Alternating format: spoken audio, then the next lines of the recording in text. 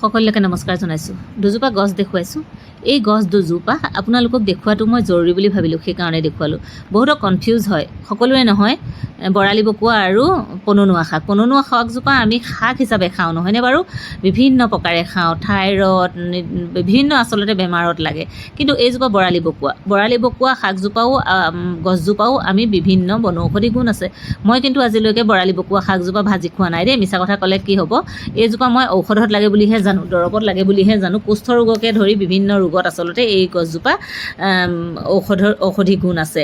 আপুনি যদি ভৰি হাত মুচুকা খোৱা, কটা, সেইবোৰত লগালেও ভাল হয়, বুজিছেনে? বান্ধি দিব লাগে। আৰু পননুৱা শাকজোপা আকৌ এবাৰ আপোনালোকক দেখুৱাইছোঁ ফটোৰে সৈতে। পননুৱা শাকৰো বিভিন্ন বনৌষধি গুণ আছে। থাইৰয়ডৰ কাৰণে লাগে আপোনালোকক, ডায়েবেটিছ কণ্ট্ৰলত আহে, আচলতে বিভিন্ন সমস্যা এই শাকবোৰে দূৰ কৰে। লেংকা হৈ থাকিলে, ব্ৰংকাইটিছ হৈ থাকিলে, বিভিন্ন আচলতে সমস্যা পননুৱা আৰু মানে কি হয় বৰালি বকুৱা দুয়োটাই আপোনালোকৰ বনৌষধি গুণ আছে। সেইটোৱে ক'ব বিচাৰিছোঁ। আচলতে কিছু অধ্যয়ন কৰিব লাগিব, কিছু চাব লাগিব, তেতিয়া আপোনালোকে বুজি পাব।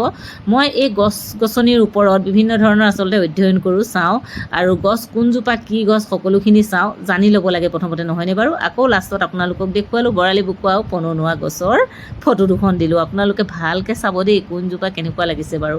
বৰালি বকুৱাজোপা আপোনাৰ পাতখিলা অকণমান টান হয় আৰু গা গছডালো টান, কিন্তু পননুৱাজোপা একেবাৰে আলফুলীয়া কোমল, বুজিছেনে? আলসুৱা। সেইটোতে আপোনালোকে গম পাব।